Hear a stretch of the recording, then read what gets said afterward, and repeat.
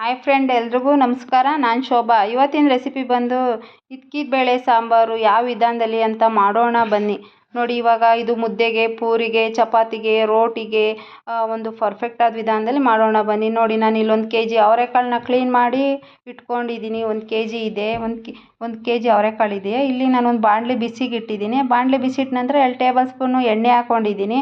2 ರಿಂದ 3 ಗೆಡ್ಡೆ ಈರುಳ್ಳಿ ಸೇರಿಸ್ತಾ ಇದ್ದೀನಿ. ಮತ್ತು 2 ಗೆಡ್ಡೆ ಬೆಳ್ಳುಳ್ಳಿ ಸೇರಿಸ್ತಾ ಇದ್ದೀನಿ. ಮತ್ತು ಮೀಡಿಯಮ್ ಸೈಜ್ 2 ಟೊಮೊಟೊ. ಅದಾದ ನಂತರ 2 ರಿಂದ 3 ಇಂಚು ಶುಂಠಿ ಸೇರಿಸ್ತಾ ಇದ್ದೀನಿ.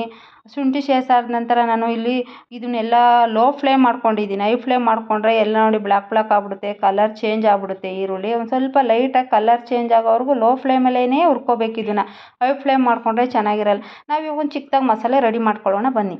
ಯಾವ ಥರ ನೋಡಿ, ಇವಾಗ ಒಂದು ಜಾರ್ ತೊಗೊಂಡಿದ್ದೀನಿ. ಆ ಜಾರ್ಗೆ ಎಲ್ಲ ನಾವು ಏನು ಬಿಸಿ ಮಾಡಿ ಹುರ್ಕೊಂಡಿದ್ವಲ್ಲ ಅದೆಲ್ಲ ಸೇರಿಸಿದ್ದೀನಿ. ಅದಾದ ನಂತರ ಸ್ವಲ್ಪ ಚಕ್ಕೆ ಹಾಕಬೇಕು. ಜಾಸ್ತಿ ಚಕ್ಕೆ ಹಾಕಬಾರ್ದು. ಜಾಸ್ತಿ ಚಕ್ಕೆ ಹಾಕಿದರೆ ಸಾಂಬಾರು ಸ್ವಲ್ಪ ಸ್ಮೆಲ್ ಬಂದುಬಿಡುತ್ತೆ. ಚಕ್ಕೆ ಲವಂಗ ಎಲ್ಲ ಸ್ವಲ್ಪನೇ. 2 ಸ್ಪೂನು ಕಡಲೆ ಹಾಕಿದ್ದೀನಿ. ಅದಾದ ನಂತರ ಒಂದು ಅರ್ಧ ಬೌಲು ಈ ಕಾಯಿ ಹಾಕಿದ್ದೀನಿ. ಸ್ವಲ್ಪ ಗಸಗಸೆ ಸೇರಿಸ್ತಾ ಇದ್ದೀನಿ. ಆ ಗಸಗಸೆ ಆದ ನಂತರ ಕೊತ್ತಂಬರಿ ಸ್ವಲ್ಪ ಸೇರಿಸ್ತಾ ಇದ್ದೀನಿ.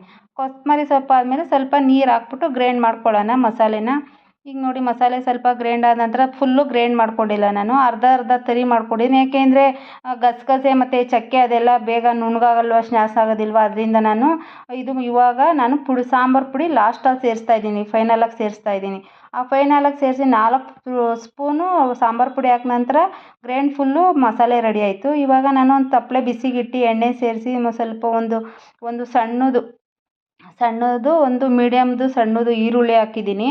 ಆ ಈರುಳ್ಳಿ ಹಾಕಿ ನಂತರ ಅದನ್ನು ಸ್ವಲ್ಪ ರೋಸ್ಟ್ ಆಗ್ತಿದ್ದಂಗೆ ಎಣ್ಣೆಯಲ್ಲಿ ನಾವು ಕಾಳು ಸೇರಿಸ್ತಾ ಇದ್ದೀವಿ. ಕಾಳೇನು ನಾವು ರೆಡಿ ಮಾಡಿ ಇಟ್ಕೊಂಡಿದ್ವಲ್ಲ ಅದನ್ನು ನಾವು ಎಣ್ಣೆಗೆ ಸೇರಿಸ್ತೀವಿ. ಆ ಎಣ್ಣೆಲಿ ಸ್ವಲ್ಪ ಸೇರಿಸಾದ್ಮೇಲೆ ಕಾಳೆಲ್ಲ ಚೆನ್ನಾಗೇ 1 ನಿಮಿಷ ಸೋಟಾಡಬೇಕು. ಸೋಟಾದ ನಂತರ 2 ಆಲೂಗೆಡ್ಡೆ ಹಾಕ್ತೆ. ಉಪ್ಪು ಸೇರಿಸ್ತೆ 2 ಟೇಬಲ್ ಸ್ಪೂನು. ಉಪ್ಪು ಹಾಕಿದ ನಂತರ ಚೆನ್ನಾಗೇ ರೋಸ್ಟ್ ಮಾಡಬೇಕು 1 ನಿಮಿಷ. ಅದಾದ ನಂತರ ಒಂದು ಅರ್ಧ ಸ್ಪೂನು ಅರಿಶಿಣ ಹಾಕಬೇಕು. ಅರಿಶಿಣ ಪುಡಿ ಹಾಕ್ಬಿಟ್ಟು ಸ್ವಲ್ಪ ಚೆನ್ನಾಗಿ ಲೋ ಫ್ಲೇಮ್ ಮಾಡಿದ್ದೀನಿ. ಕಾಳಿಗೂ ಅಷ್ಟೇ, ಯಾವುದಕ್ಕೂ ನಾವು ಅಷ್ಟೇ ಹೈ ಫ್ಲೇಮ್ ಮಾಡಲೇಬಾರ್ದು. High flame. ಇವಾಗ ನಾವೆಲ್ಲನ ಮಿಕ್ಸ್ ಮಾಡ್ಕೊಳ್ಳೋಣ. ಮಿಕ್ಸ್ ಮಾಡ್ಕೊಂಡು ನಂತರ ನಾವೇನು ಉಪ್ಪು, ಅರಿಶಿಣ ಪುಡಿ ಎಣ್ಣೆಲೆಲ್ಲ ಹಾಕಿದ್ವಲ್ವ, ಅವು ಆಲೂಗೆಡ್ಡೆ ಕಾಳು ಎಲ್ಲ ಚೆನ್ನಾಗೇ ರೋಸ್ಟ್ ಆದ್ರೇ ಚೆನ್ನಾಗಿರುತ್ತೆ. ಕಾಳಿಗೂ ಎಲ್ಲ ಉಪ್ಪು ಹಿಡ್ಕೊಳ್ಳುತ್ತೆ. ಉಪ್ಪು ಹಿಡ್ಕೊಂಡು ನಂತರ ಅದು ಒಂದು ಟೇಸ್ಟಿ ಚೆನ್ನಾಗಿ ಬರುತ್ತೆ. ಕಾಳಿಗೂ ಅಷ್ಟೇ, ಎಲ್ಲದಕ್ಕೂ ಅಷ್ಟೇ ನಾವು ಹಿಂಗೆ ರೋಸ್ಟ್ ಮಾಡಬೇಕು. 2 ನಿಮಿಷ 3 ನಿಮಿಷ ಕಾಲ ಮಾಡಲೇಬೇಕು ಮಿನಿಮಮ್. ಅದರಿಂದ ಸಾಂಬಾರೇ ಆಗಲಿ ಎಲ್ಲದೂ ಟೇಸ್ಟ್ ಬರುತ್ತೆ. ಬೇಗನೆ ನಾವು ಮಾಡಿಬಿಟ್ರೆ ಚೆನ್ನಾಗಾಗೋದಿಲ್ಲ ಅದು. ನೋಡಿ, ನಾವು ಇವಾಗ ಏನು ಮಸಾಲೆ ರೆಡಿ ಮಾಡಿ ಇಟ್ಕೊಂಡಿದ್ವಲ್ವ,